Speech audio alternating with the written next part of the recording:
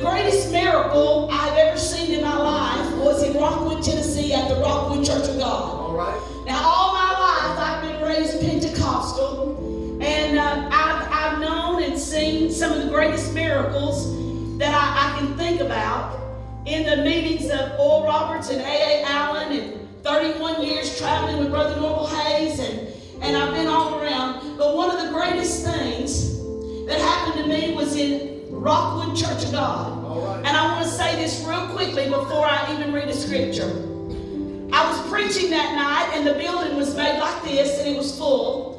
And there was a choir loft up here, and they were full. And all of a sudden, God stopped me in the middle of my message, and He said, I don't want you to preach another word, but there's 2 people in here that's going to die and go to hell if they don't receive me tonight. Oh, God. I've never had such a word. So I stopped, and I said, please, bear with me. There's 2 people in here that's got to be saved tonight, because this is the last chance you're going to have. And I don't understand that, because I know the grace of our Lord Jesus Christ. I said, but this is really grace. If you don't come to Jesus tonight, you're not going to make it. And I made it real plain, and nobody raised their hand. But in the foyer, where there was just room enough to stand, a man dropped to his knees and cried out and gave his heart to Jesus. And I was so happy. But then no one else stood up. So Sister Rhonda, a lady, came out of the choir, and she went back to a beautiful 28-year-old boy, and he had beautiful black hair. And he said, no, Mama, leave me alone. I don't want Jesus. I don't want to be saved. And I thought, oh my, she's going to try to drag him to the altar. And she kept on, and finally he came to the altar. I walked over and I said, son, do you want to give your heart to Jesus? He said, no, I don't. I don't want Jesus. Amen. And Mama won't leave me alone. I talked to him, and then I called Ken, stand up, my husband. He decided to sit back in the middle tonight. and I said, Ken, talk to him. Tell him about Jesus. And he looked at Ken right in the face. Stand up and bear me record. You were there. He said, I don't want Jesus. Leave me alone. And then the pastor of the Rockwood Church of God came over. And he talked to him, and he screamed in his face, and he said, I don't want Jesus. And I couldn't do anything else. I was weeping. I was crying because God spoke to me. How many of you know when you hear the voice of God, when you really hear the voice of God, it is yes and amen. And I just laid the microphone down. I excused myself, and I walked out the door. I just took my purse and walked out the door. And I said, God, I'm in the presence of somebody going to hell, and I obeyed you. Why did the Holy Spirit not move on him? What did I do wrong? I took all of it upon myself. Ken and I went back to our hotel. He said, Elaine, you've got to stop. I mean, I was crying, tears just puddling up on my clothes. I couldn't do anything. I said, Ken, do you understand that hell is real and hell is forever, just like heaven? And that beautiful young boy is going to hell. I know it was him. I stayed up all night long. At 7 o'clock, Ken woke up that morning and said, let's go home. We drove back down here, and I just couldn't even eat, and that's something for me. I love to eat. You know, I do. And I couldn't eat. I couldn't even drink a cup of coffee. And in 1 week, as I sit down here on my couch over there on the hill where I live, the phone rings, and it's the mother. And the mother said, Sister Elaine, will you come up here and preach my boy's funeral? And I said, funeral? I said, Sister, I'm on my way out of town right now. I'm going to Michigan to preach. I said, what happened? She said he was making a drug deal. And the police told him they were going to drop all the X charges on him if he would show them who the drug dealers are. And he called them and made a drug deal, but the police was in cahoots with the drug deal. And as soon as they pulled up to make the deal with this guy. They jerked him in the car, took him down there on Interstate 40, and cut him to pieces and threw him out of the car. And now I am really tore up. I didn't even plan to tell you this story till I was sitting right there. And all of a sudden, I dropped the phone. And I said, God, I have worked for you all these years. I've been singing since I was 3. At 12 years old, I sung for T.L. Lowry all over the country. Preached with Brother Culpepper and great men of God like your beautiful pastor. And now, I don't even know what to tell you. I don't know how to pray. And this poor lady was on the phone just crying. And I said, ma'am, I'm sorry. I cannot preach that funeral. I've never told anybody no in my life. Never. I go where there's 2. I go where there's 1. I go where there's 2,000. But ma'am, I am telling you no, I cannot do this. And she hung up. I went on and done my meetings. Every day it haunted me. Every night I couldn't sleep. I was in a real shape. I mean, he was in hell. He was so beautiful. Just a young little guy. Just gorgeous. And I'm thinking he's in hell burning. Where the worm dieth not. There's not even a drop of water to cool your tongue. It's nothing but darkness. There's no gray areas. It's pitch dark. There's no God there. There's no songs.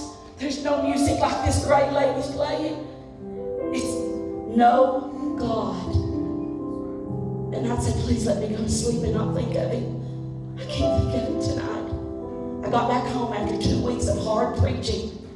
The lady called me on the phone. She said the funeral went great. But she said 3 days after the funeral, I wouldn't look in his room. I could still smell his cologne. I could still take a little shirt he left out in the pantry and pick it up and smell his cologne on it. She said, I walked by his room and there see his little boots and socks. She said, I decided I want to go in there. And when I went in there, I just fell down on his bed. And I grabbed his pillow. When I grabbed the pillow, there was a letter underneath his pillow. It was dated the night of my meeting at the Church of God in Rockland. And it said, Dear God, I just came home from listening to that woman preacher. You know, women preachers get a bad rap. And some of them deserve it. I hate to say that, but they do. But anyway, she said, I grabbed the letter and it said, I just got home from hearing that one preacher. And she told me if I didn't get right tonight, I'm going to burn in hell. So right now, I want to repent of all my sins. And I want to get saved.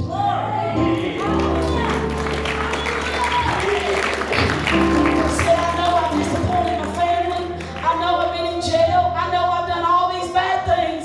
But God, somehow, some way, just save me right now. Forgive me for everything I've ever done. And I'll serve you and I'll preach your word. And I'll live for you all the days of my life. And at the end of the paper, it said, thank you for saving me tonight.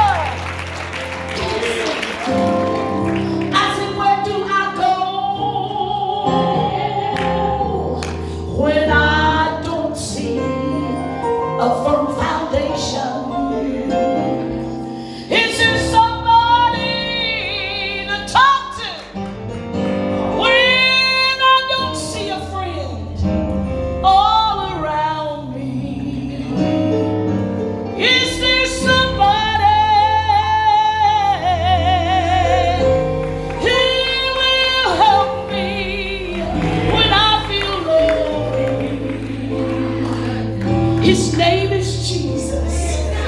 I go to the rock. He is my rock. I go to the rock of my salvation.